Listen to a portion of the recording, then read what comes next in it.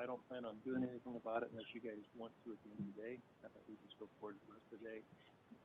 And if either side wants to inquire, let me know, and we can do that. I see Your Honor making eye contact with me, and that's, well, my request to the court would be outside the presence of the other jurors before Mr. Patterson continues with his testimony, that the court make inquiry and permit, in the court's discretion, counsel to do follow-up inquiry if this particular juror will accord Mr. Patterson more weight or less weight based upon recognizing him. And that's what I plan on doing, but not till the end of the day. I think it'll just be quicker this way. We'll just ask him to stay behind. We'll talk to him a little bit, and we'll see what happens. It doesn't make any difference with the alternates whether he stays or goes. It'd be the same effect. I guess worst case scenario would be he says something like, yes, I give him a +1 or a -1, and I told everyone else during break to do the same. and I don't think, I have no reason to think that'll happen. So I agree with the court's procedure.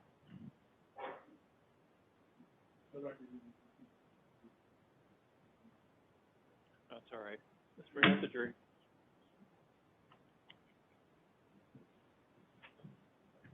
And don't let me forget, that doesn't need to be on the record, but I'll probably forget, so you guys need to remember.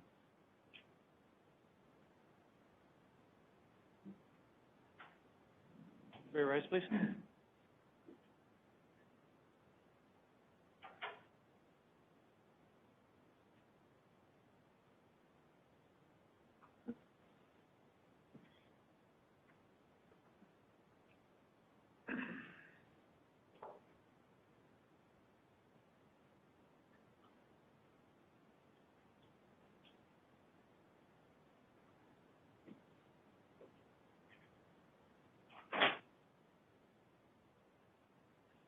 Great, we can be seated. Mr. Patterson, why don't you come on back up to the witness stand, please?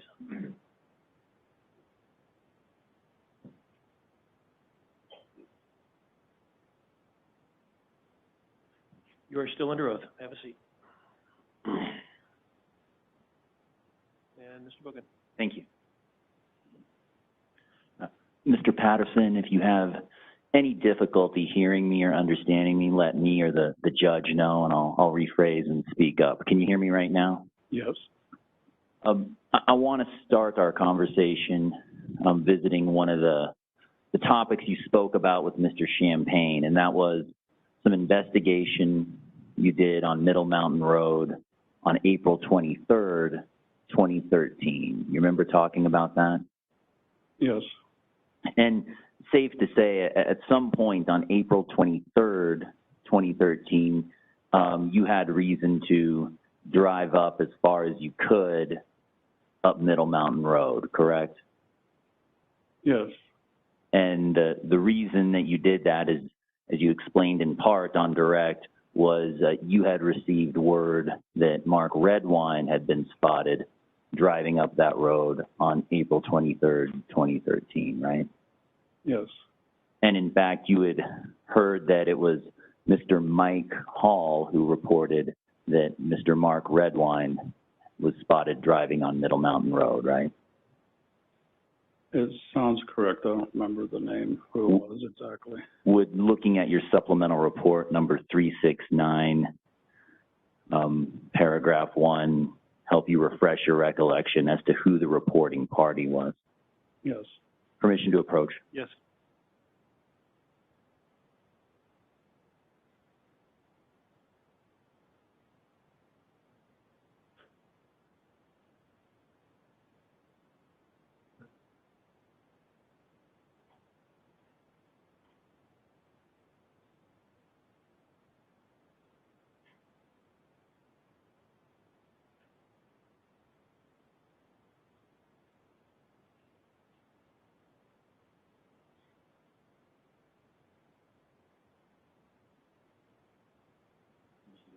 Yes.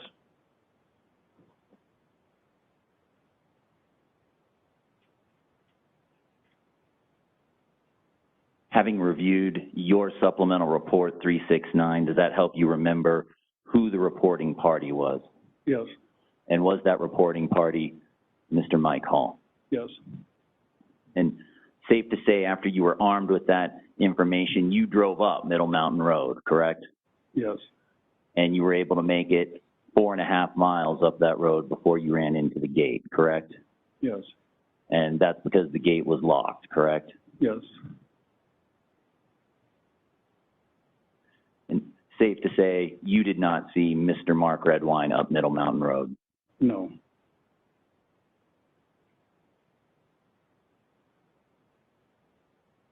I want to turn your attention to the searches that you talked about that happened in June of 2013. You testified several items were found. Is that correct? yes,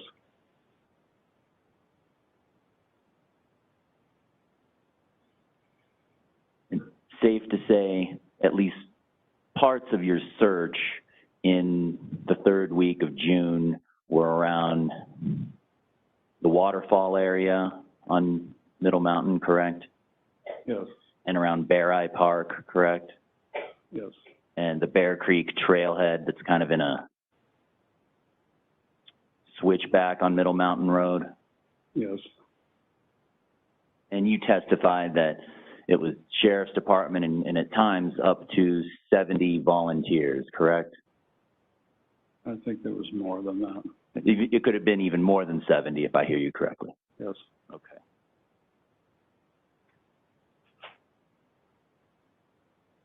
Now, one of the items that was found on June 22nd, as you testified to, was a shoe, correct? yes, And I'd ask the people to publish prosecution 308, please.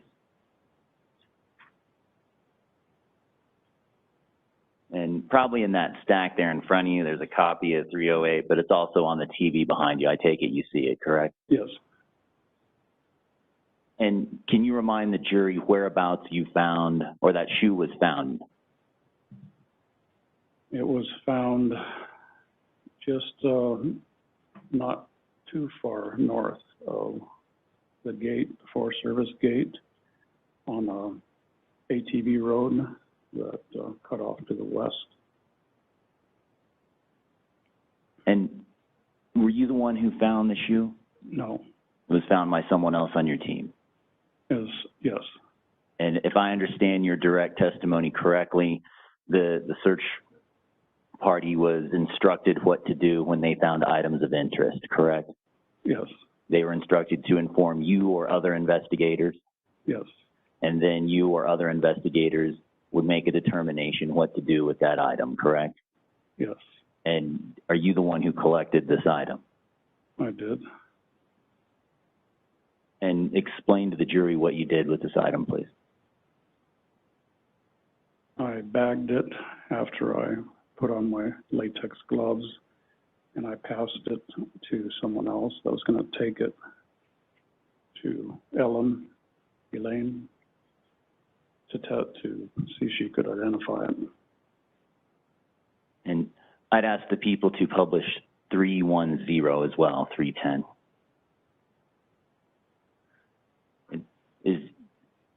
Is 310 a picture of the shoe that was found up on Middle Mountain, but probably in the evidence room at La Plata County Sheriff?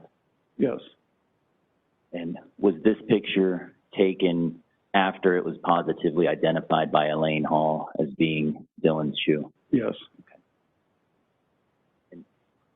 When you collected this shoe and when you observed it in these circumstances here in 310, you didn't notice any blood stains on the shoe, correct? no, And didn't notice any blood stains in the shoe as well, correct? no, And you didn't notice any soft tissue, any soft human tissue in the shoe, did you? no,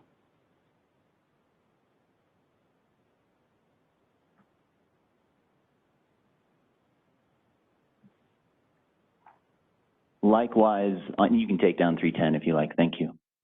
Likewise, on June 22nd, you testified that a sock was found as well, correct? yes. Can you remind the jury where the sock was found? It was just a little further up the hill, but directly across in between the between the big rock and where the shoe was found. Okay. And I'd ask the people to publish 312, please. And that's the sock that you've testified to that was found by your party on June 22nd, correct? Yes, And if the people could publish 313 as well. Same sock, but probably at the La Plata County Sheriff's evidence room. yes. And did you find the sock, or was it a member of your party? It was a member of the search team that found the sock. And you collected it, though, correct? Yes. And describe for the jury what you did, please. I photographed it, put my latex gloves on, bagged it, and it was taken back to the sheriff's office for placed in the evidence. And the picture 313 was taken after the sock was positively identified by Elaine Hall and maybe Corey as being that of Dylan's, correct? I don't know if they looked at the sock. I just remember the shoe. Okay. Safe to say, when you noticed the sock, when this picture was taken, there's no blood stains on it, correct? Not that I could see. No hair or human tissue. Not that I could see. And the same for the shoe. There was no hair on that as well, correct? Yes. With both these items, I've covered a lot of these, but no human remains of any sort were found in the sock or shoe, correct? Not by me.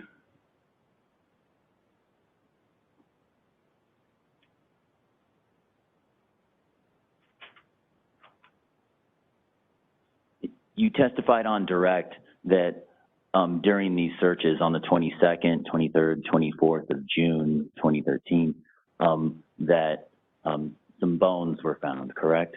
Yes. And I believe you also testified that in at least one instance, one of the dogs that was with you alerted on one of the bones, correct? Yes. Safe to say, to the best of your knowledge, no dog alerted on the shoe or the sock. Yes. Yes, meaning the alert did not happen, right? Correct. Thank you.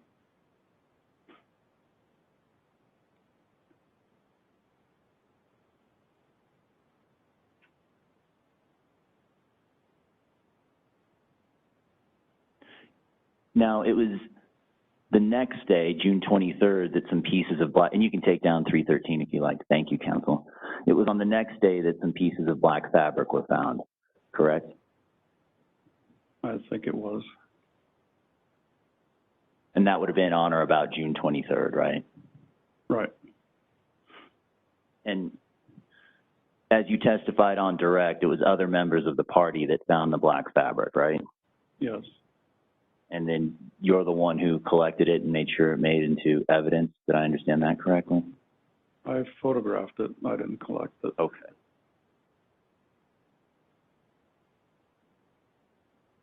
Nonetheless, you were alerted to where the fabric was found, right? Yes. And then you responded. Describe to the jury where that was, what we're talking about here. There were 2 fallen trees. In between those trees, not far from the ATV road, right next to it actually, there was a spot where those items were found. And the only items I'm talking about in this moment is the black fabric. Correct.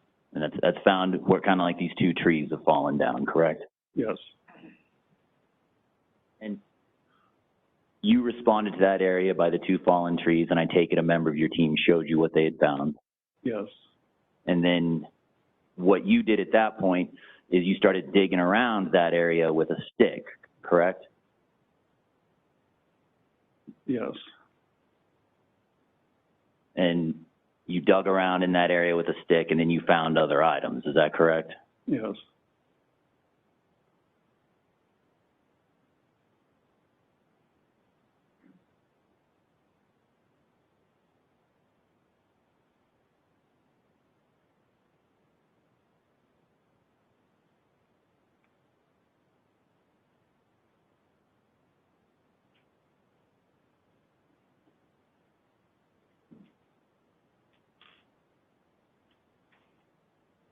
One sec.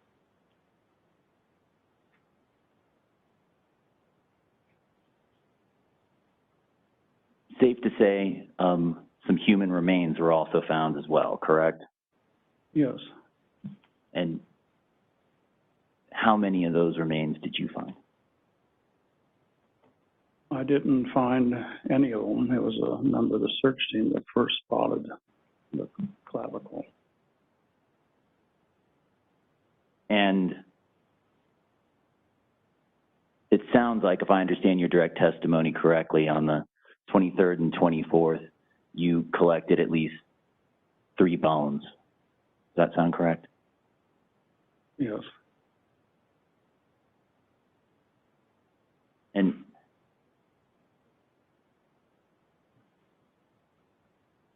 at this point, I'd ask the prosecution to publish 330, please.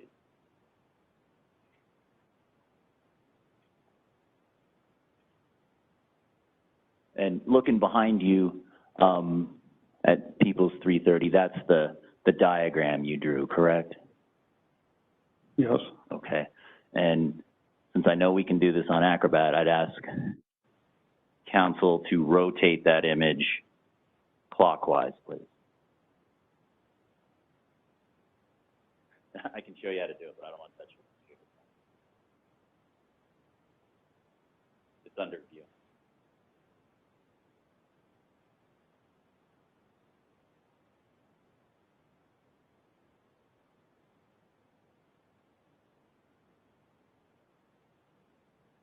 And if we can get it reduced so we can see the whole map, please. What about it? Oh, I'm talking to counsel. You're being great.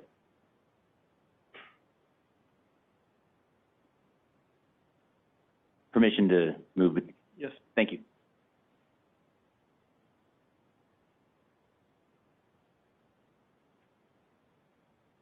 To orient the jury, Mr. Patterson, safe to say the line on the viewer's right that I'm pointing at, it does this curve about 2/3 of the way up the right side of the exhibit. That's your representation of Middle Mountain Road, correct? Yes. And running next to that is another line you labeled as ATV Road, correct? Yes. And this orientation kind of is in keeping with like the compass direction. This way would be north, correct? And the bottom would be south? Yes. Okay.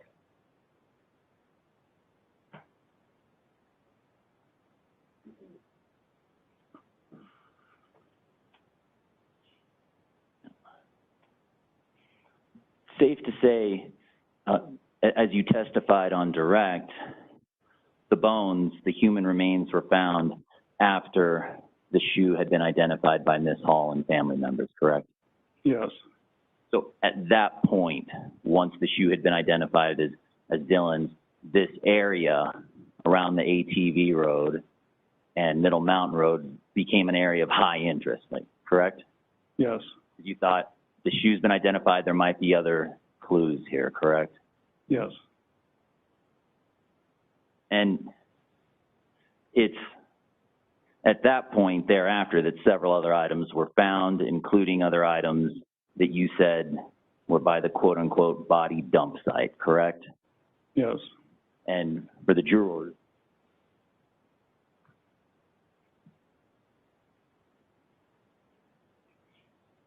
you drew a picture of the 2 fallen trees and labeled it body dump site, correct?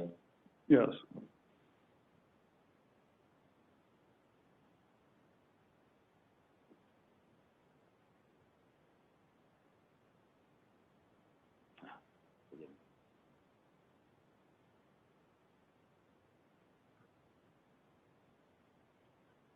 And likewise, on your map, we have the big rock, sock, shoe, correct? Yes. And then we also have a couple of items labeled on the far left, correct? Yes. And those are, in your writing, fib, short for fibula, correct? Yes.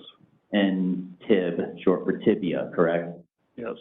So signifying that, in your estimation on your map, these are where bones were found, correct? Yes.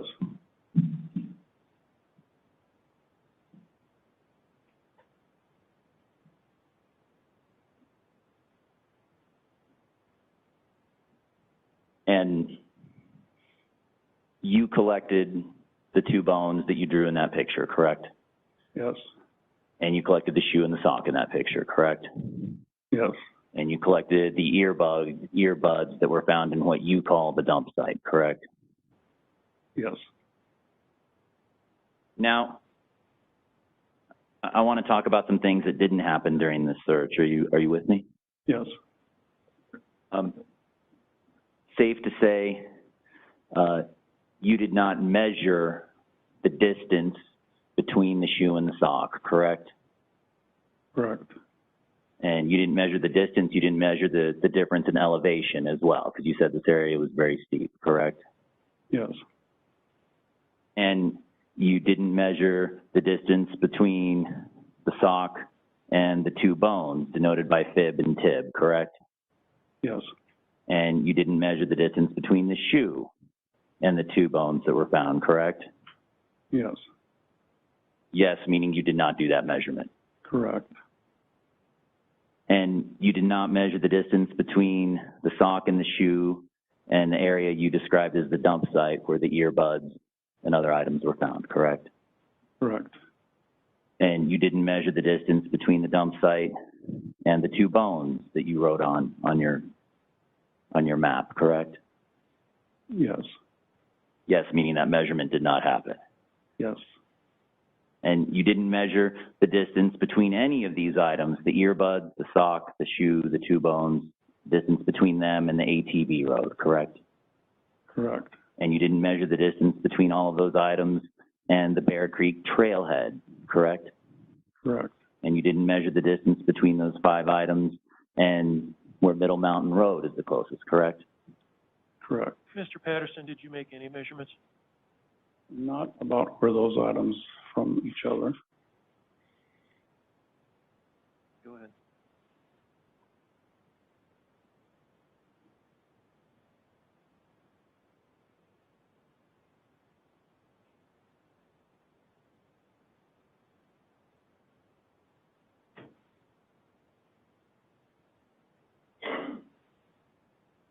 And by the same token, when we're talking about the smaller bone that was found, you didn't register those GPS coordinates, right? They had already been registered by someone. You collected this item as evidence, correct? Yes. And it got checked into evidence, correct? Yes. And you, as you testified, you were with law enforcement for a very long time, correct? Yes. And you know how stuff gets checked into evidence. Now items of import found out in the field get checked into evidence, right? Right. And it's not uncommon for the GPS coordinates to be logged on the evidence log, correct? Correct. And the small bone that you put into evidence that you collected that day has no GPS coordinates on the evidence log, does it? Not by me. Well, not by anyone, correct? I don't know that. Would you like to look at the evidence log? To refresh your recollection. I'll look at it. I didn't write the evidence log, so probably. I'll draw your attention to item 190 on the Plata County Sheriff's Department evidence log 17401 discovery.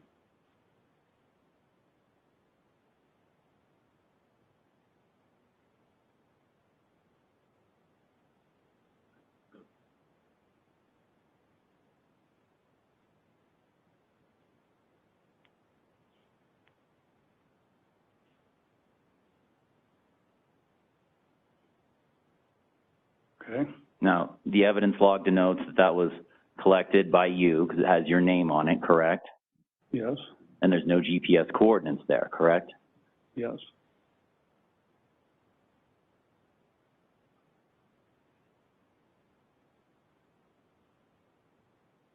By the same token, a larger bone that was found that day, you didn't log those GPS coordinates either.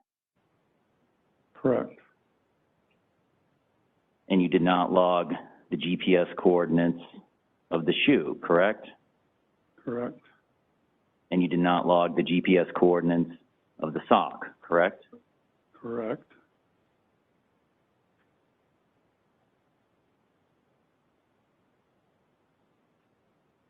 Permission to get that document back, Judge? Yes.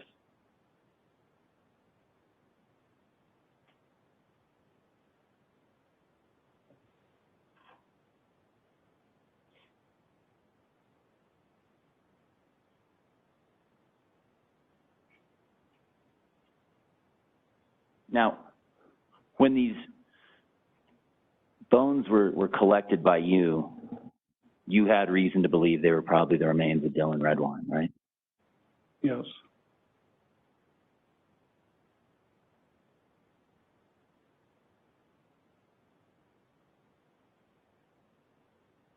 And at this time, I'd ask the people to publish prosecution 324, please.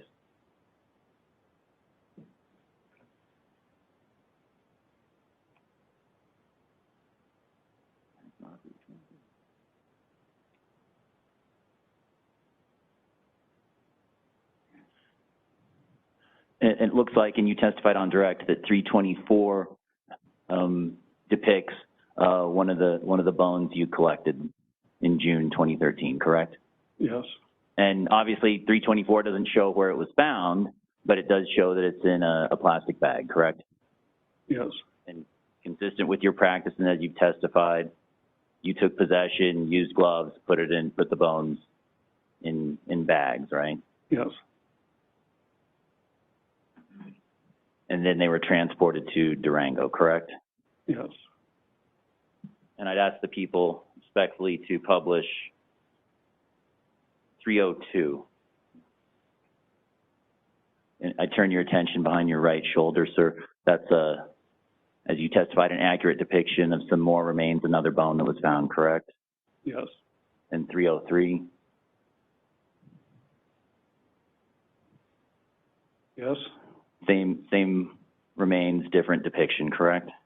And 304. Yes. And you followed the same process for this. They were collected and bagged, right? Yes. Now, you understand that the law requires when law enforcement believes there has been a death and law enforcement finds remains, they're obligated by law to contact the coroner, correct? Objection beyond the scope. Mr. Bogan? This goes directly to the process they followed while collecting these items, the integrity of the investigation, the integrity of the evidence. Why does it have anything to do with the integrity of the investigation? If it's not being conducted in a lawful manner, that's something the jury could consider. I don't think that is, whether or not that's the case or not. That's the objection.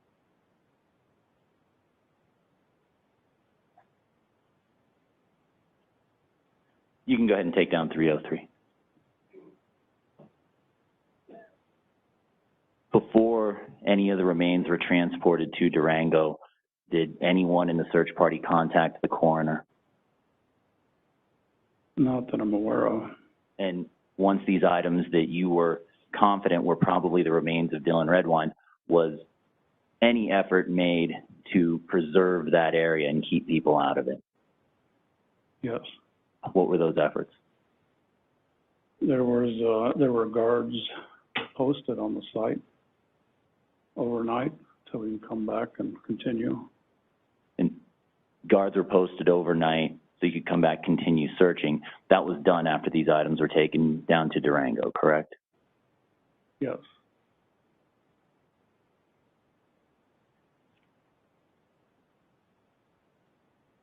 Was any effort made before these bones were transported to Durango to do any sort of archaeological or forensic excavation of this area by a certified forensic anthropologist or archaeologist? Yes. And when did that happen? That happened the next day when we went through the same site. And that was done after the remains that you've testified about were taken out of the area, correct? Correct. So that process happened after all of the items of evidence we've talked about today. The earbuds, black fabric, 3 bones, shoe and sock were taken out of that context, correct? Yes.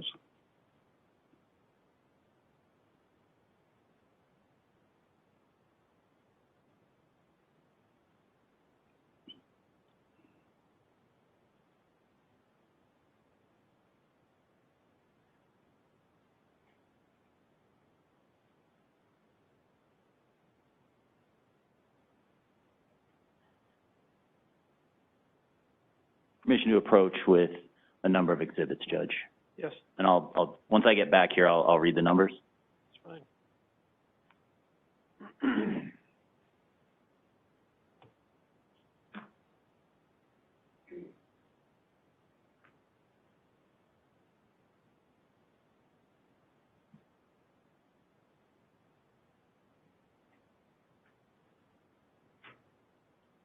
I just approached the witness with what's been previously marked as defense 1546, 1547, 1548, 1549, 1550. I'm going to ask the people for the HDMI cable.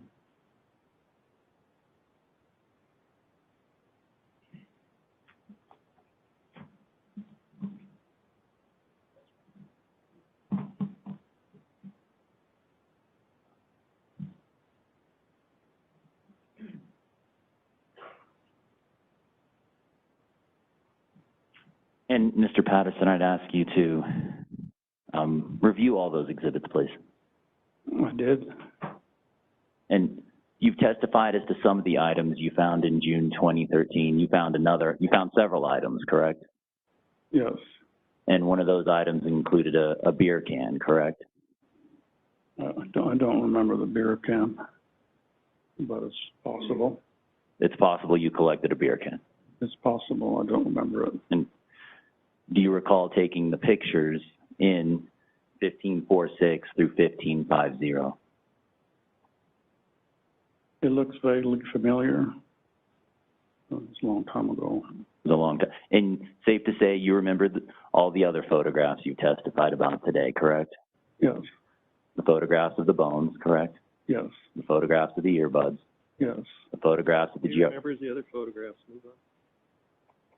And you vaguely remember this one, correct? Yes. And you collected this item in evidence, correct? I'm not sure, but could have. Looking at one of the evidence logs help refresh your recollection?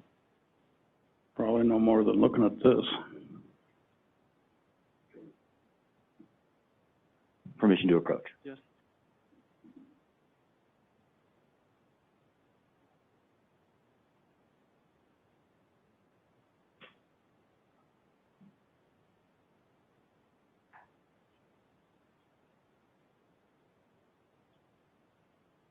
I've handed you what's been marked as La Plata County Sheriff's Office Redwine Middle Mountain Evidence Log, dated Monday, June 24th, 2013.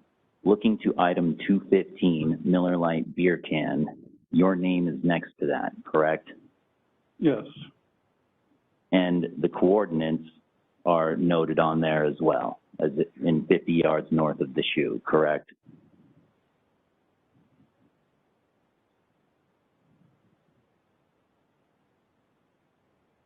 $50 yards north of the shoe. Yes. And the case number there, S12-19697, that's the investigative number, the case number for this matter, correct? For Dylan Redwine, correct? Objection, Your Honor. Counsel is essentially reading this document into evidence. It's all hearsay. It's totally improper. Move the I'm strike. impeaching with the document. Well, no, I mean, you can, but you're not. Does that help refresh your memory at all? No. All right. If you want to impeach, you can. So this document before you shows that an item 215 was taken into evidence, correct? Yes. And that item 215 is a Miller Lite beer can, correct? Yes. Why? This is improper impeachment, Your Honor. Well, I think He has to. you haven't quite laid the foundation yet, Mr. Hogan, I don't think. You're telling the jury today that you have no recollection of collecting a beer can, taking a picture of a beer can, and checking a beer can into evidence, correct? I have a vague recollection of a beer can. You have a vague, but you're telling this jury today That I have a vague recollection of a beer can. but you're telling this jury that you have no recollection of collecting that beer can, taking a picture of it, and checking it into evidence. Objection. Asked and answered.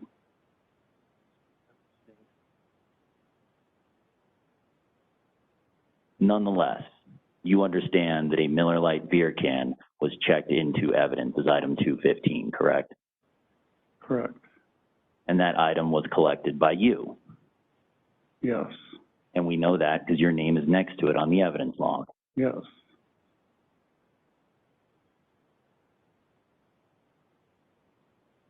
And defense 1546 through 1550 are accurate representations of the beer can, the Miller Lite beer can that you just said you checked into evidence, correct? Objection, Your Honor. The witness has testified. He has a vague recollection. Well, I'm going to let him ask. Do you know if that's a fair representation of what was checked into evidence or not? Is the best I can recall, it is. Okay. Move to admit 46 through 50. You still objecting, Mr. Champagne? Yes, I'd like to voir dire. Okay. Do you recall that there was more than one beer can collected into evidence during that search? There was a lot of items, more than one beer can, soda cans, trash. There's a lot of things collected and entered into evidence. Do you have an independent memory of collecting that can? It was a long time ago. I don't have a specific recollection of it, but it seems vaguely familiar. Are you able to say if this is in fact a fair and accurate representation of the can that you collected or not, if you have only a vague memory of it? It looks like something I would have collected, and I could have. Your Honor, I don't think this is a proper foundation. I agree so far. Do you want to try any more, Mr. Bogan, or not? Yes, please.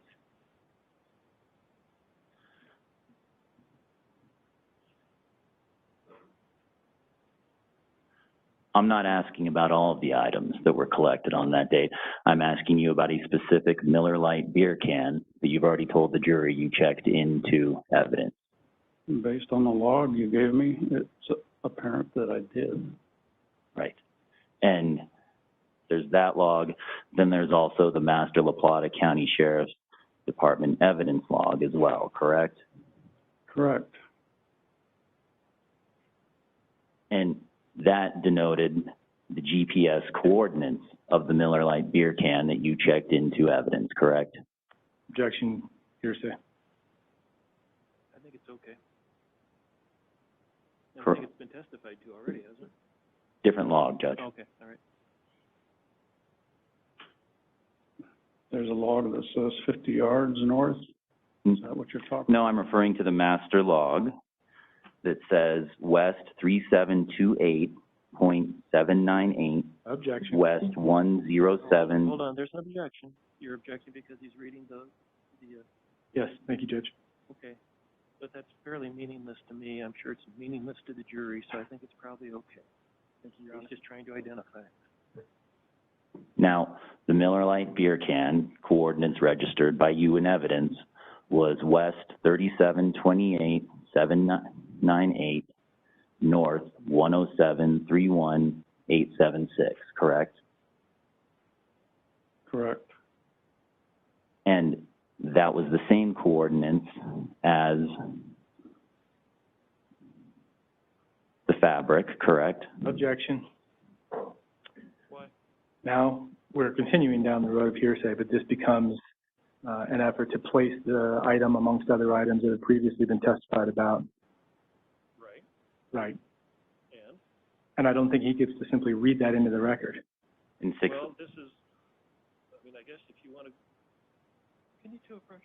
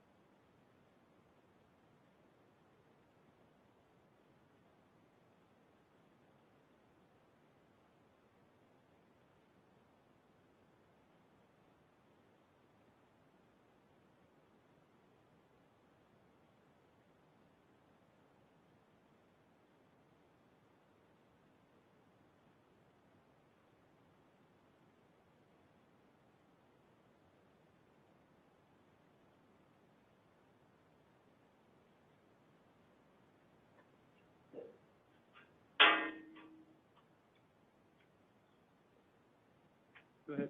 Based upon our last 20 minutes of talking about this, you understand and you agree that a Miller Lite beer can was collected in this area in June 2013, correct? Yes, Collected by you yes, and checked into evidence. yes, And consistent with all the other evidence that you collected and observed that day, you took a photo of the Miller Lite beer can. You're not going to get to the photo, Mr. Bogan. That's what we just talked about up here. It's not coming in. I mean, we're not going to stay another hour trying to get this photograph. The jury knows there was a Miller Lite can collected at that location. That's really all you need.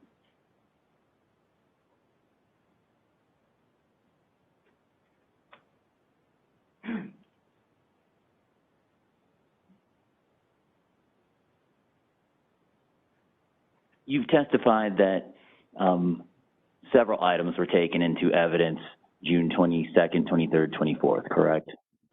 yes, And some of those items included remains that were not human remains, correct? correct, Basically animal remains, correct? correct. Permission to approach, Judge, with exhibits that I'll number in a second. All right. Well, why is this relevant that they collected bones that weren't human bones? This issue is going to be discussed in detail by experts on both sides, Your Honor, and I can make further record, which I think is more appropriate. All right. I think I know what you're talking about. But I want to mark before he sees them. Oh, by all means. All right. They are Defense 1632, Defense 1634, Defense 1635, Defense 1541.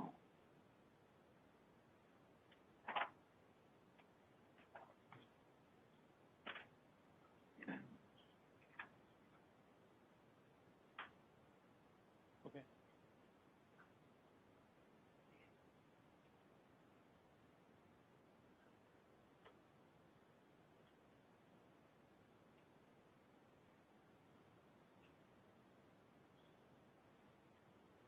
And I'd ask you to review those pictures, sir. Okay, And in your search of this area, the waterfall, Middle Mountain Road, the ATV Road, Berry Park, as you've already testified, you observed, and you even testified on direct that you saw animal remains as well, correct? yes, And does defendants 1632, 1634, 1635, and 1541, do those accurately reflect photographs you took of animal remains you saw on Middle Mountain during these searches? yes, Any objection, Mr. Champagne? No. 1541, 1634, 35, and 32 are admitted.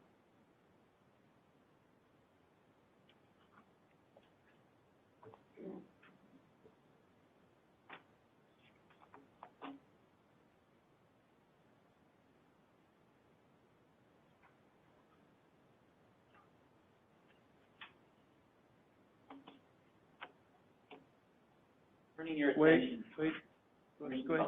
Wait. Go ahead and finish up, Aaron. Okay. You may publish. Thank you.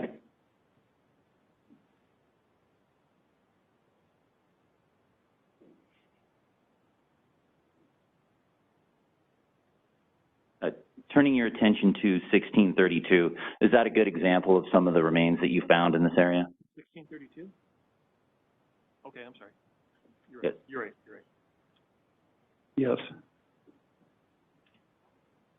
And safe to say, you know from living in the area, you know from doing investigations in this part of the world, that it's not uncommon to find these sorts of skeletal remains, correct? correct, And when I say skeletal remains, I'm referring to remains of animals. Not uncommon, right? correct, And that's because there's a bunch of animals up on Middle Mountain. Deer, elk, correct? Yes, and apex predators who eat those animals as well, correct? yes, And in your collection and observation of animal remains on Middle Mountain in this area, you didn't find any complete skeletons of deer, correct? no, Didn't find any vertebrae? no, Didn't find any pelvises? possibly. I can't recall. You don't recall, okay. And the same can be said of elk and other vertebrates as well. You didn't find a full skeleton, you didn't find a vertebrate, you didn't find pelvises, correct?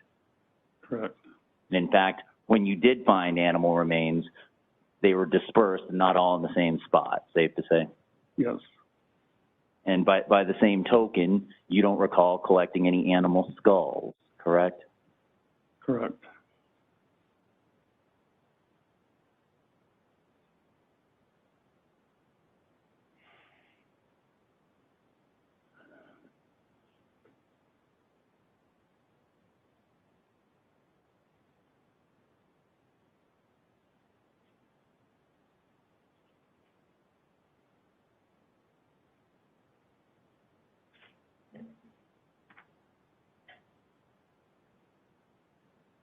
You also testified on direct that you went on several investigations from a tip line, correct?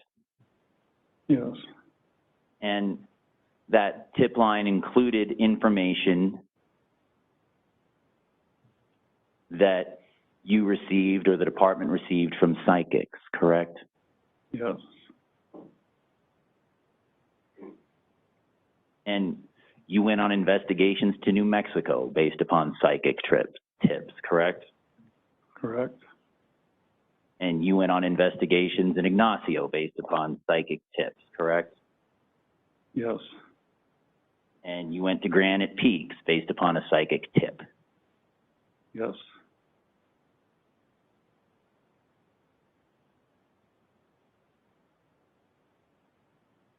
And you went and checked out the river south of the casino based upon a psychic tip, right? Why don't you list them all in one question, would you? Is there any more? I went on a lot of them. You went on at least a dozen investigations based upon what self-declared psychics and mediums and people who said they were talking to Dylan's spirit told you. I went on many of them.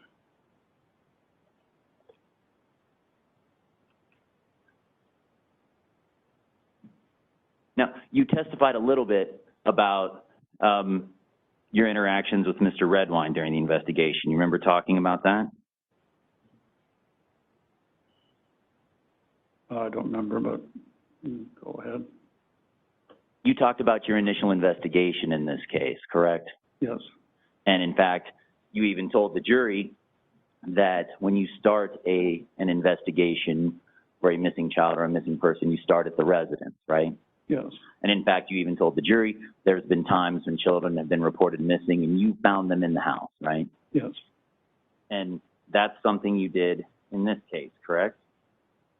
something I did. I didn't hear that. I did that a lot. And you did that in this case. You went to Mr. Mark Redwine's house and searched for Dylan, right? Yes,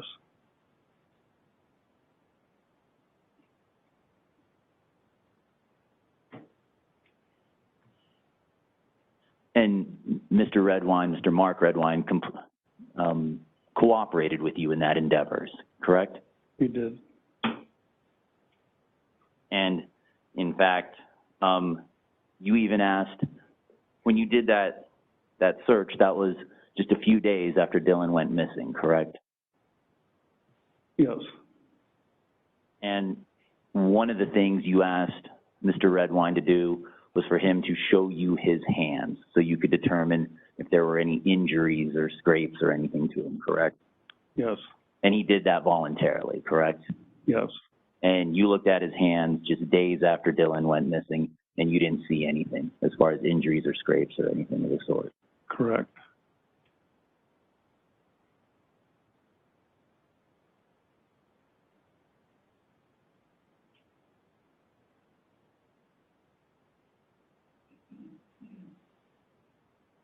And on that same date, you asked for his shirt, and he gave it to you as well, correct? Yes,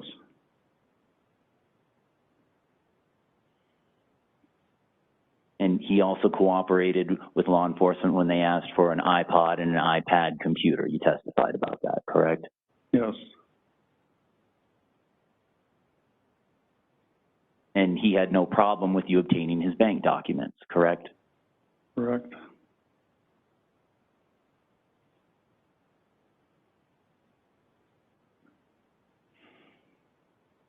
And in fact, on November 23rd, he surrendered a number of clothing items to you, correct? Yes, And the whole time you're trying to find out where Dylan is, what you can do to try and get on that trail and solve this, correct?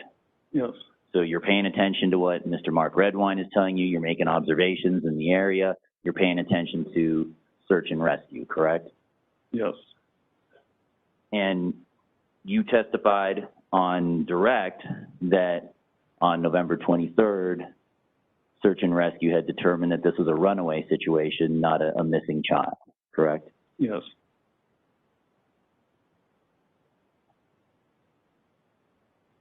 Going back to November 20th, when you did the initial search of the house, you didn't find anything unusual in Mr. Redwine's house, correct? correct. Meaning you didn't find any evidence of foul play, correct? Yes, and correct. And you didn't find any evidence of... You're done with that. Nothing of interest, right? Let's not go through everything, single thing you can think of. If I can have one moment, Judge. You may.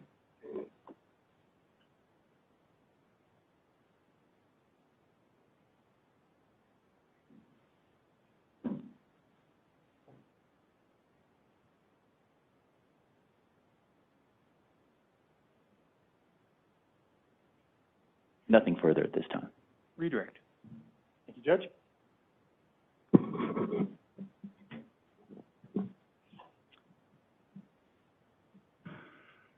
Mr. Patterson, I'm going to go kind of in reverse order, picking up on the most recent topics and moving back to counsel's cross-examination. When you searched Mark Redwine's home on November 23rd, what were you looking for? I was looking for Dylan or evidence of foul play. And the focus at that time, as you said, was looking for Dylan. Where were you looking for Dylan? Underneath beds and closets, up in the attic, around the yard, anywhere someone could hide. Was this a full-fledged forensic search of his home? No. How long did that search last? Maybe 10 minutes, not very long.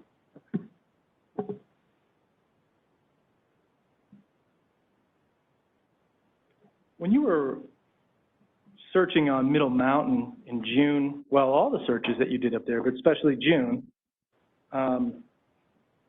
would there have been any reason for you to collect an animal skull if you had found one? If I recognize it as an animal skull, I would not have collected it.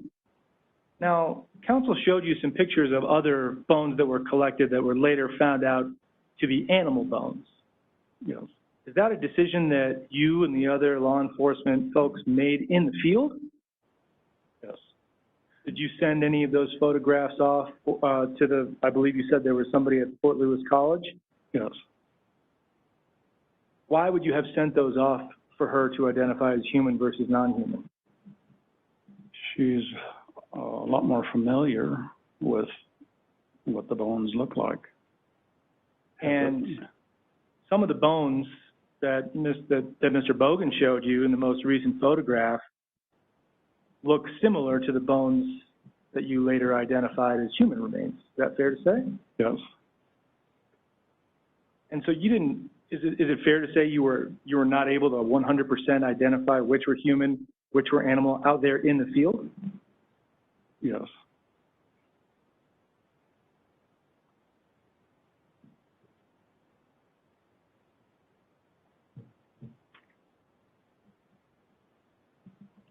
You described that there were a lot of things that were collected there on the mountainside, right?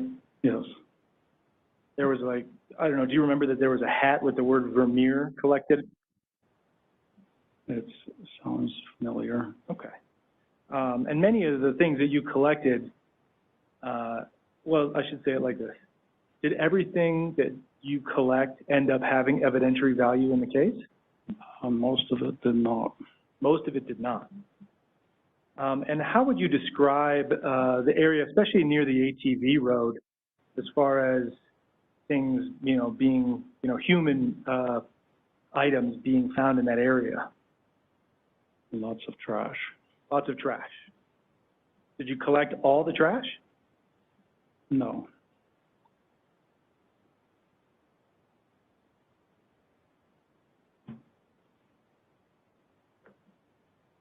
Counsel asked you about, let me rewind, I'll strike that. Even the bones that you collected, those were later sent off for further testing, is that correct? Yes. And why was that? To make a positive identification on whether or not they're human. Okay. So as you're collecting these bones on the hillside there, up on Middle Mountain, you don't necessarily know for sure whether those bones were human or non-human. That's right.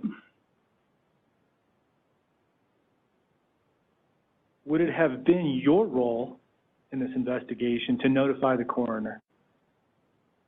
No, I would notify a coroner unless I found a body. And you didn't know if you'd found a body? Not at that point. And leading, this is the line of questioning that I got objected to and Right, sustained. and he's cleaning it up. That's as far as it's gonna go.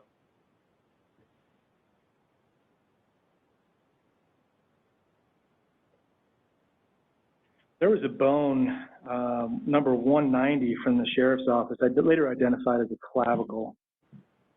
Counsel asked you whether you wrote down a GPS location for that item. Are you aware of whether a different person may have written down a GPS location for that item? I know we would have tried. I was trying with my cell, but the reception is sketchy, that area.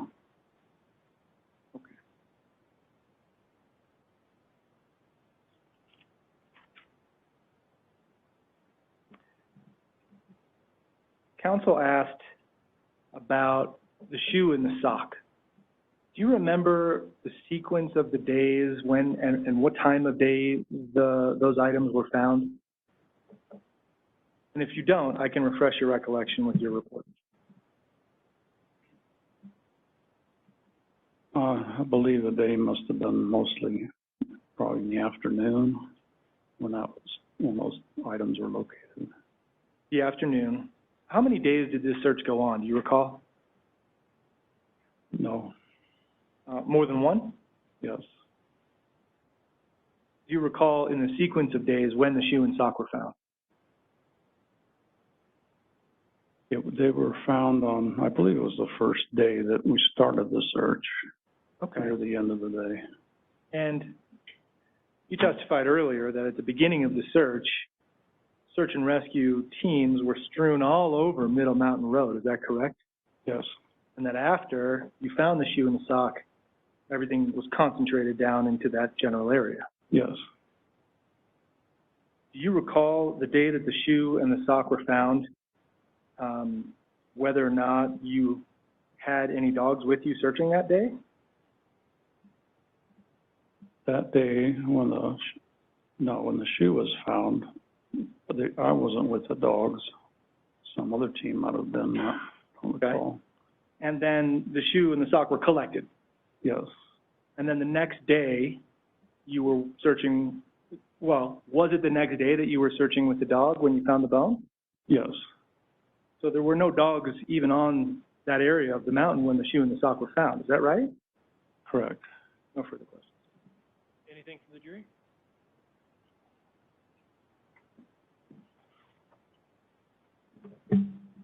Counsel?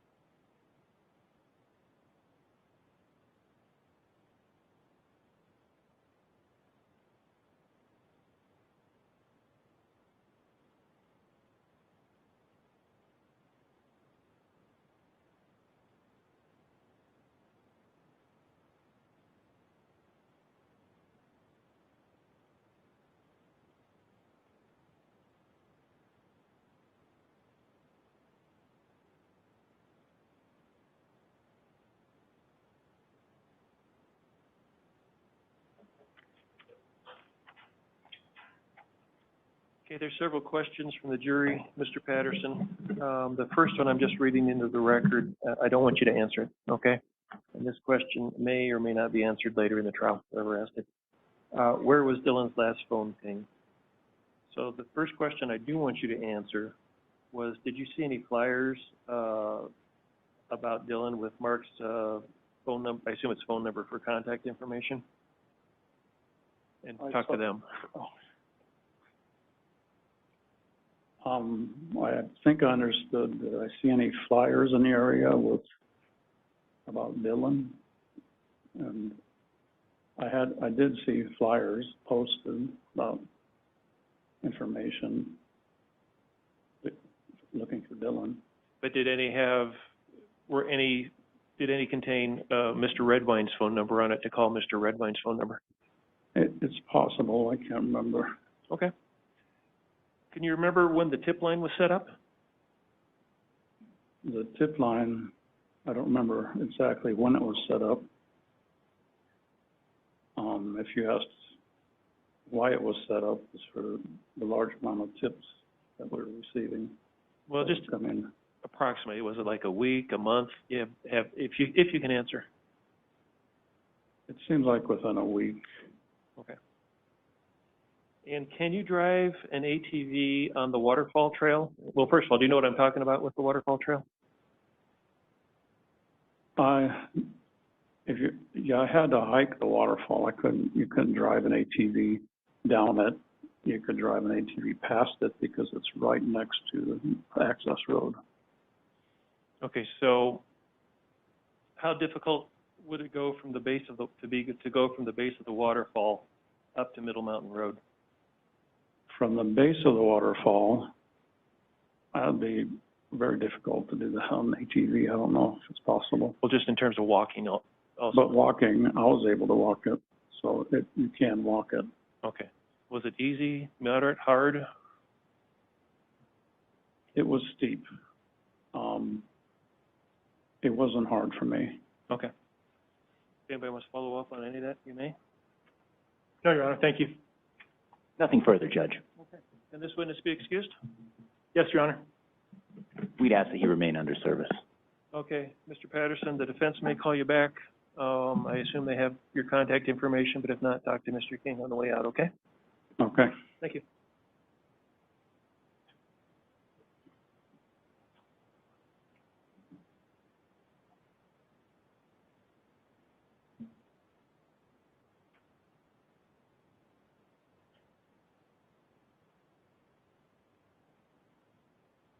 Next witness.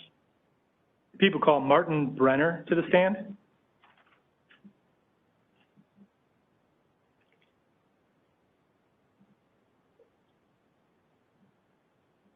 Mr. Brenner, come up to the witness stand up here, please.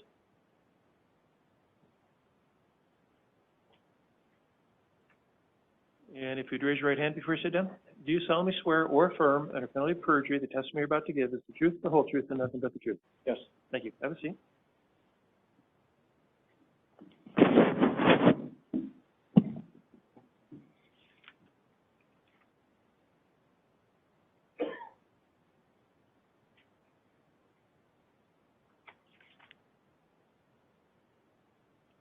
Good afternoon, sir.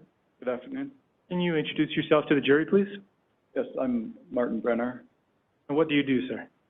I work as a sergeant for the Plata County Sheriff's Office. And for the record, can you spell your name, please? Yes, MartinBrenner. You said you work at the La Plata County Sheriff's Office as a deputy? Yes, How long have you held that employment? since April of 2006. And what's your role within the Sheriff's Office? I supervise a shift in the jail at the rank of sergeant. Thank you. Did you have any involvement in the search of Middle Mountain in June of 2013? Yes. Okay. Can you please describe that for the jury? Yes, I participated in several days of searches where we searched a steep drainage near ATV Trail 812 with a group of people conducting grid and line searches through the area. And were you how big was the group that you were searching with, just roughly? I think it was around 6 to 10 people. And did you have an investigator that you were assigned to work with? Yes, And who was that? investigator Dan Patterson.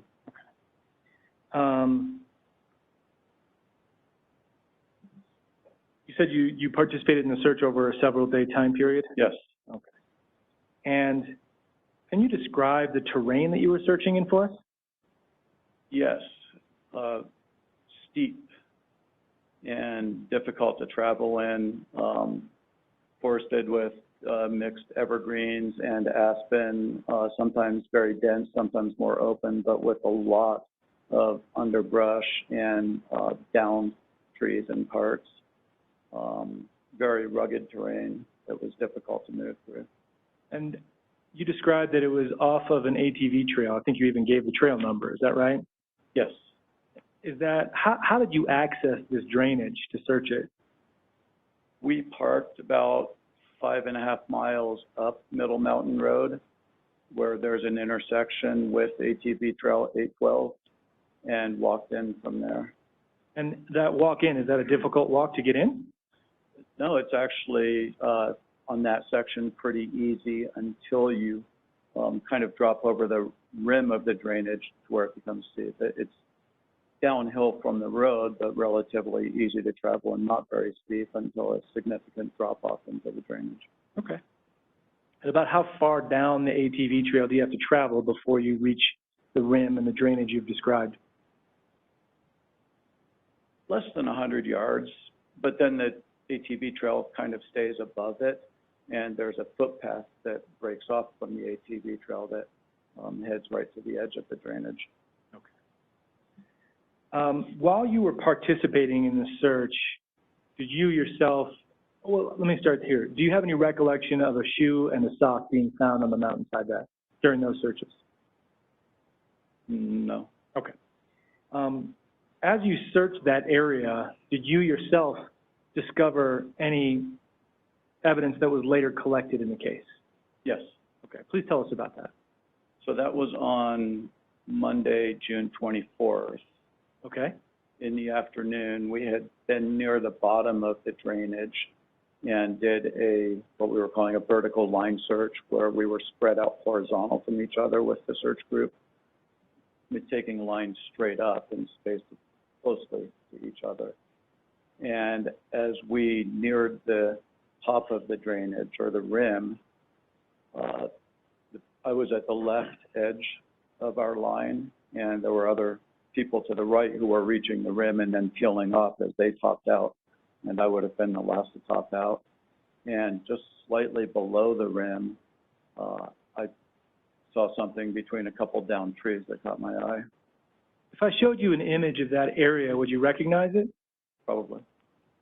I'd like to approach with what's been marked as People's Exhibit 331.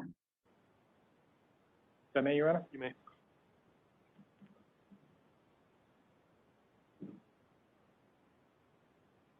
You recognize that, sir? Yes. And what is it? That is the space between the two downed trees, just below the rim of the drainage. Okay. And at this point, is that a fair and accurate depiction of that area? Yes. Move to admit Exhibit 331, then. Mr. Bogan? No objection. 331 is admitted. And as soon as the TV fires up, we will move to publish it.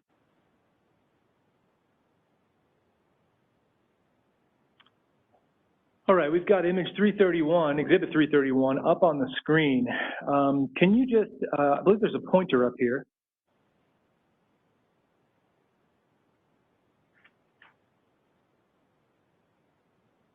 If you could step down, take the microphone off the stand. No, sorry, there's one behind you. Right next to the TV. Right next to you. There we go.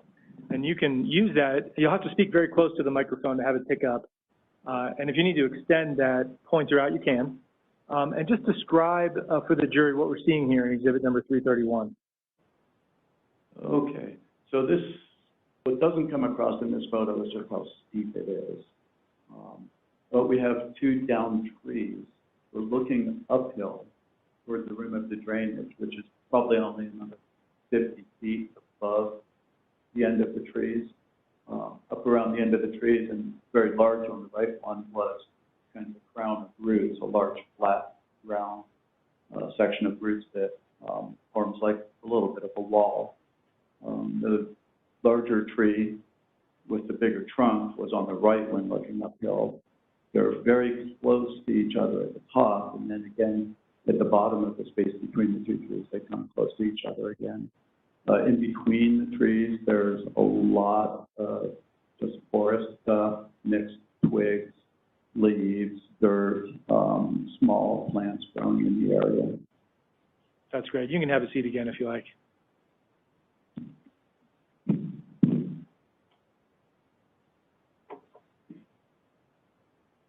Now, you said that this is a picture from below the rim looking upward. Is that correct? Yes. And did you, in fact, approach this area on the ATV trail and then later on the, like, take the footpath off and go past this area from on top? Correct. And on that initial approach to the drainage, because we had started when looking downhill very far left, we would have walked toward this and then curved to the left, and I never even looked that direction at the time. After having learned later that this was an important area where evidence was found, and we'll get to that, from the top of this, from the trail, the walking trail, or the ATV trail, can you see this area? It is described in Exhibit 331? Not really. Okay. But from underneath, it becomes very obvious. Yes. Okay.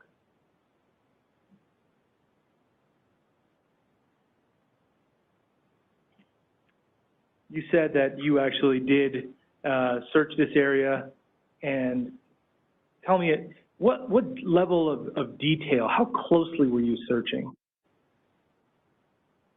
At a minute level, like eventually moving individual sticks and pieces of bark within an area of a few square feet.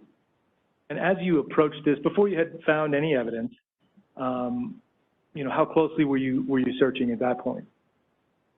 We were probably spaced around 10 feet between people so that we could each look around an arm's length or so to either side and scan left and right as we went up. Okay. And did you, in fact, during that initial scan, as you're moving uphill, did you, in fact, find evidence in this area? Yes. And what did you find? The first thing I found was a small piece of black fabric that looked like the fabric in common T-shirts. And how did you react when you found that? I was a little surprised, and I stopped and didn't touch it, and I called Investigator Patterson to come over. Okay. If I showed you a picture of that T-shirt scrap, would you recognize it? Probably, yes. I'm approaching, if I may, yes, with Exhibits 290 and 291.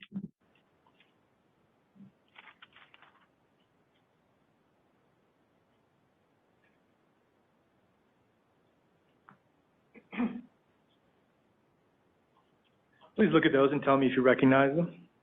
Yes, I do. Okay. Are they fair and accurate depictions of what you saw that day when you found the T-shirt scrap? Yes. Move to admit 290 and 291. Mr. Bogan? No objection. They're admitted. Move to publish 290. Yes. We're going to put Exhibit 290 on the screen. What do we see here?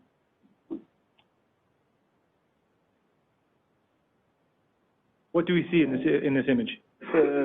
It's some black fabric, only a couple inches in length, that's tattered and torn, partly covered with the forest stuff and intertangled with it. Now, that day, how many pieces of black fabric did you find? I mean, not an exact number, but more than one? Yes. Okay. Is this representative of what those black fabric scraps looked like in the field? Yes. Was it sitting up on top like this, that first piece that you found, or was it buried underneath a little bit more? The first piece that I found, I think, is what's shown in Exhibit 291, and it was Slightly covered with some sticks, but still obvious that Well, it's let's take a look. mostly on top. I'm sorry, didn't mean to cut you off. Let's take a look at 291 then. And you believe this is the first piece of fabric scrap that you found up there? Yes, sir. Okay. And obviously, this is pretty zoomed in. What did it look like as you were sort of, were you on your hands and knees, or were you standing as you moved up the hillside? I was kind of a mix of using my hands and feet because of the steepness and ruggedness of the terrain. On my feet where I could be, but honestly, I kept having to hold with my hands. And when I noticed it, it really blended in quite well, I think, because of the darkness of it. I had to do a double take to see that that wasn't just the forest floor that I saw. So you said you called over Investigator Patterson. And Yes. do you remember roughly where within the two down trees that you found that? Or is that a bridge too far? I think I do remember. Okay, well, let's take a look at I believe it was 331, is that right? Yes. Can you put that back up, and maybe you can point that out to us for the jury? And again, use the microphone.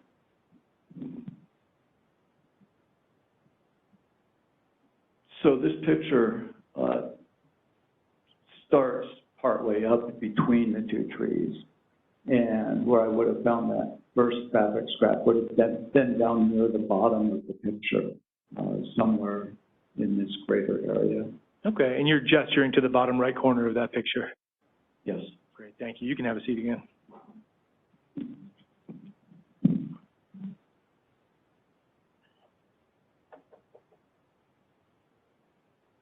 Were those two T-shirt scraps collected? Yes. Okay. And did you record any information regarding the location described in Exhibit 331 between the two down trees? I did not. Investigator Patterson had a GPS unit with him to record that. Okay. And do you recall whether that is included in your report that you wrote on this case? Yes. Okay. So he actually had the GPS device, and then you documented it in your report? That's correct. Okay. And that documentation in your report describes this general area of 331. Is that right? Yes. Thank you. So you find this T-shirt scrap, it gets collected. What happens next? We continued searching the area in finer detail with Investigator Patterson, and I think there was one of the search and rescue personnel who came over to the site also. Okay, and so the three of you now are searching in finer detail. Can you describe the level of detail that you're talking about? Yes, we each kind of took a section with me continuing on the lowest portion where I had found the T-shirt scrap and working my way left and right and slowly up at a level of detail of looking at in between the individual twigs and pieces of bark and plants. And so down to a level of inches. And did you find other evidence items in that area? Yes. What did you find and collect? Something that stood out was what looked like a piece of bone, which was tucked under the tree to the right when looking uphill. And can you indicate where on image 331 that occurred? I don't think so, because I think it is out of the picture to the right. Okay, that's fine, thank you. But it's the log to the right, and I'm sorry, you said it was tucked underneath? Kind of right against the edge, yes. Okay. And if I showed you an image of that, would you recognize it? Yes. One moment, please. Yes.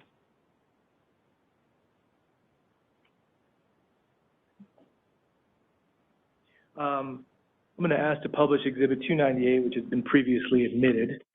And so if you could just go ahead and take a look at the screen up there. Do you see the clavicle on that image? Yes. Okay. Can you point that out for the jury, please?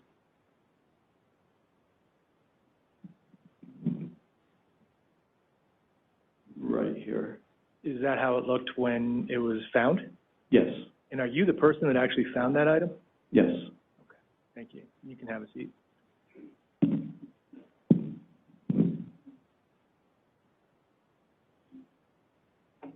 And what occurred with that item after you found it? I, again, called Investigator Patterson over to document it. And was it collected? And yes, then when it was collected, I put a nitrile glove on my hand, and I was the one who picked it up and then gave it to Investigator Patterson. You said that you also found other T-shirt scrap material up there. Is that right? Yes, And if I showed you the actual scraps of T-shirt, would you recognize them? I think so.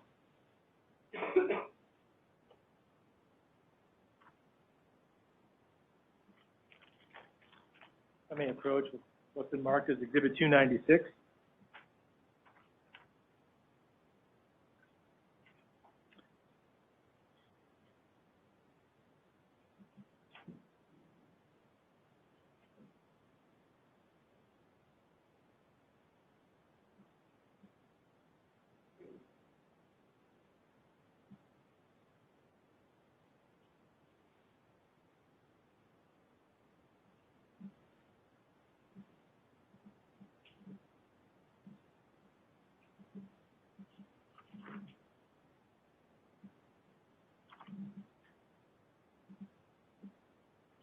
Do you recognize those items, sir? Yes, I do.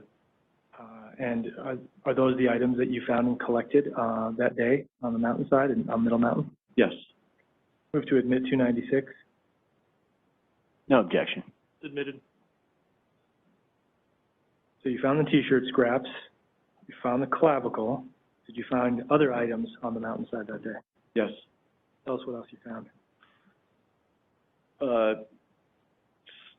Just to the left of the clavicle, fairly close to it, tucked in with a lot of forest stuff. When I was searching with my fingers moving things, I found what looked like a tuft of hair. Okay. And is that rough area visible on this image or perhaps on Exhibit 331? Probably not if it's close to the clavicle, right?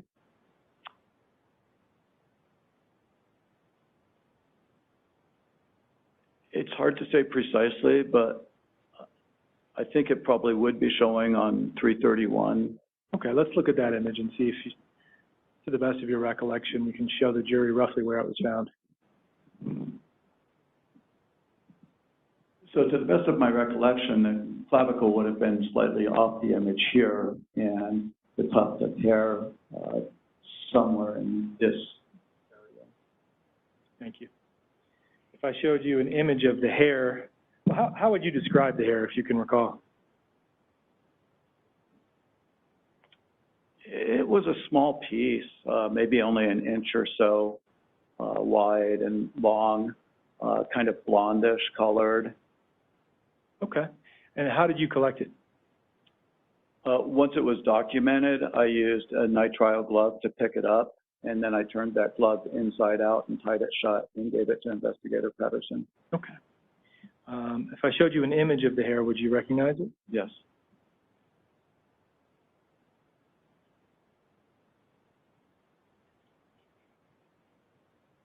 You have a number, Mr. Champagne?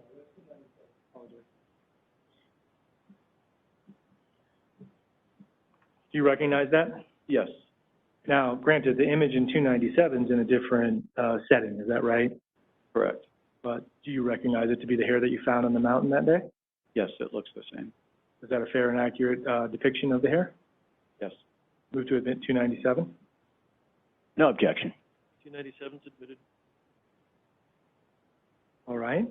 Did you find other evidence items in that general area? Personally, no. I did see some others collected. Do you recall what those were? Yes. I saw Investigator Patterson collected what looked like a shoestring, like you would see on athletic shoes. And I remember that there were pieces of earbud headphones that were collected but not intact. But of the items that you actually collected, this completes the set? Yes. Okay.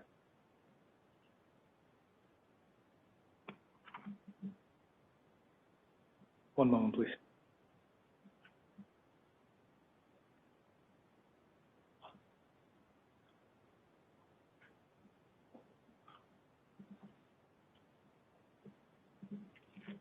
No further questions. Thank you, sir. Mr. Bogan? Yes, please.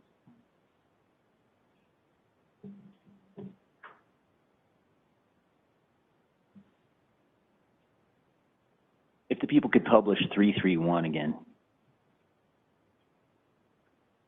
And I'd ask the court permission to move between here and the That's fine. deputy, sergeant, corporal, specialist? Sergeant.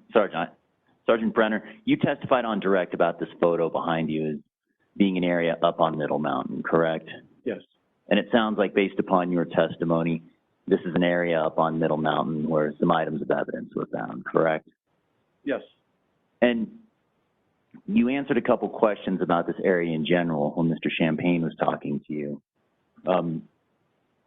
Safe to say, the viewer's looking uphill, up 331, correct? Yes. And on the other side of those two fallen trees, that it's your understanding that's where an ATV trail is, correct? Or what's on the other side of those two fallen trees? So, yeah, to paint the picture a little better, maybe I could describe it from the top down. By all means. Okay.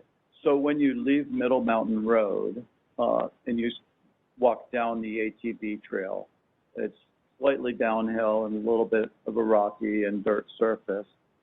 And less than a minute down the ATV trail, as the ATV trail curves a little, there's a footpath that breaks off to the right. That's obviously a smaller trail. And then not very far down that foot trail, probably a few dozen meters, as it curves to the left, you can see the large kind of root crown or root ball of the downed tree that's big, sticking up above the ground and kind of blocks the view downhill and to the right from there as the trail curves to the left. And so that would be the top end of the larger downed tree, which we see on the right in this picture. Okay. Nonetheless, Middle Mountain Road and the ATV trail and the foot trail on the other side of those fallen trees, correct? Correct. Now, looking at 331, do you see any garbage, or do you see a bunch of garbage there? No? Okay. And walking down to this area, did you see a bunch of garbage? No. And reorient the jury one more time and go ahead and stand up where you found the black fabric.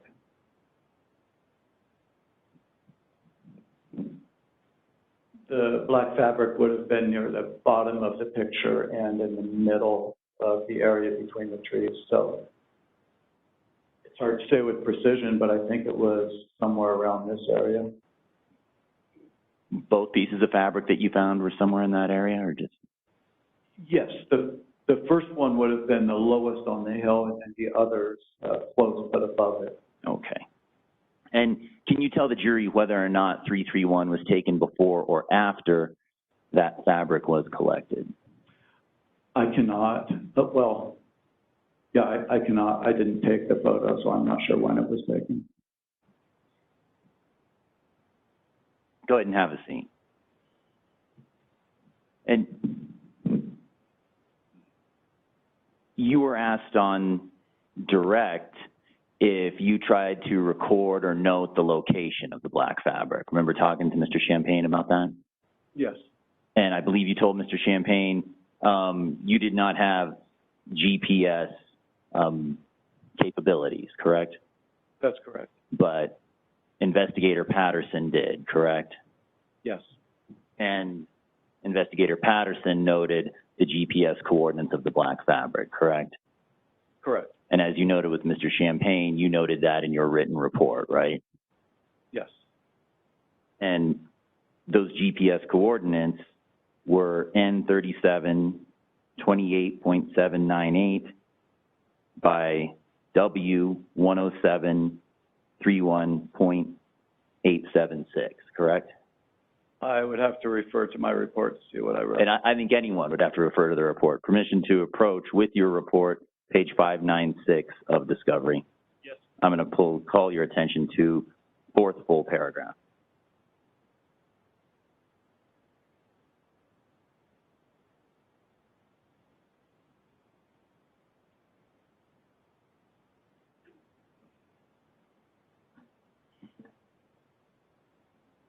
Does that refresh your recollection to what the GPS coordinates were of the fabric? Yes. And when I read them to you, was that correct? Yes. And what were the last 4 digits of the by west? The last 4 digits were 1876. Thank you. Permission to collect that? Yes.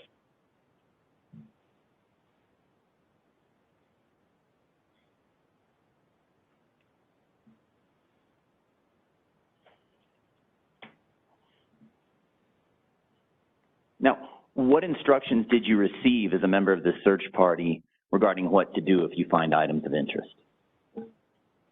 To call the investigator who was working with our team over. And that was it? And then let the investigator make any decisions regarding what would be done with the item? I think that's a distilled version of it. What would be the undistilled version? I honestly can't remember the whole conversation. Now, you also testified that it's your recollection that other items of evidence were taken in this area. Remind us what those were and where they were collected to the best of your recollection. Objection, Judge Ashton answered. Cumulative. That's answered by him. I'm allowed to address his issues. Well, yes and no. You can answer that question. Okay. The other items which I saw other people collect in this area between the trees were uphill above where I was at, about 8 or 10 feet above where I saw the pieces of the earbud headphones collected and where I saw the pieces of what looked like shoestring collected. And can you tell the jury where those pieces were found on People's 331? I think so, yes. By all means.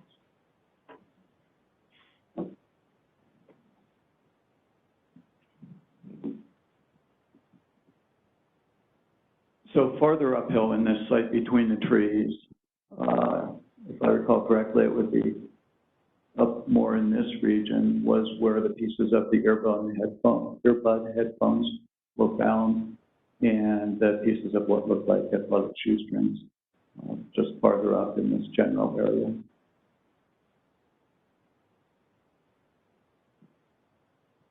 And when you found the black fabric, Investigator Patterson came by, right? Yes. And then he started investigating that area, correct? Yes. And he did so by digging around in the area with some sticks, correct? Could you rephrase that? When Investigator Patterson started investigating this area, he started digging around with some sticks, correct? By using sticks to dig? Yes, sir. I don't remember. Would looking at your report help refresh your recollection as to whether or not Investigator Patterson did that? Yes. By all means, have a seat.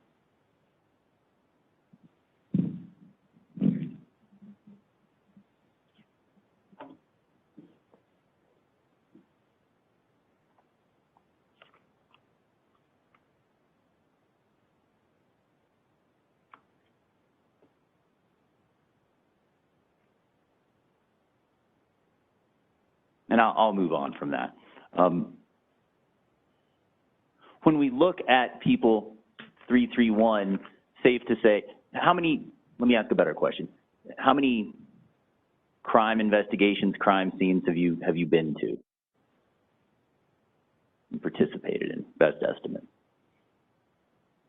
6 or 8. 6 or 8. And in your experience in doing crime scene investigation or investigations, have you seen where potential items of evidence are identified by the investigation team? Yes. And then placards with numbers are put next to those? I have seen that. You've seen that. You're familiar with that practice? Yes. And then once items of interest or evidence are identified by the team, these number placards are put next to them and a picture's taken of them, correct? Yes, I have seen that done. Seen that.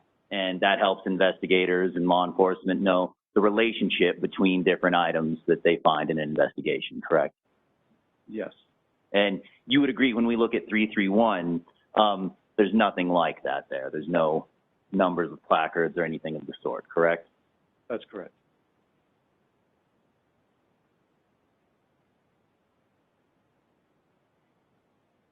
You also testified on direct that you found what you believe to be a human bone in this area, correct? Yes. And it was wedged in between the dirt and one of the downed trees. Is that correct, if I understood your testimony? That's correct. And again, you saw that Investigator Patterson was informed. He came over, correct? Yes. And he's the one who collected that item, correct? Or do you know? No. After he had photographed it and done his documentation, then I was the one who put on the nitrile glove and retrieved the bone. And then once I removed it from where it was sitting, I could see its entirety because it was partially covered where it had been. And before you collected that item, that bone, if you will, did anyone contact the coroner? I don't know. And how much time elapsed between when you found that bone and when it was put into an evidence bag and collected? Maybe 5 or 10 minutes. 5 or 10 minutes.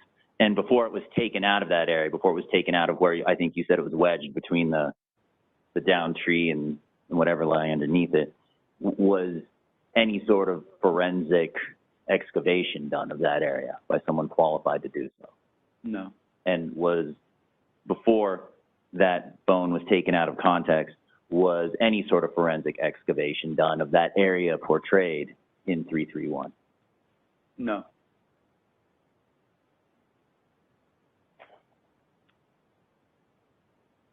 Nothing further, Judge. Redirect? No, Your Honor. Any questions from the jury? Okay, can this witness be excused? Yes, Your Honor. We're going to ask that he remain under service. All right, so what that means is Sergeant Brenner is, you may be called back to testify later in the trial, so give Mr. King your contact information in case you're needed, okay? Okay, thank you. How long is your next witness? About a half an hour, Judge. Yeah, let's take a break then. We'll take 15 minutes, ladies and gentlemen. Remember my admonitions not to talk to each other about the case. We'll start up again at 3:15.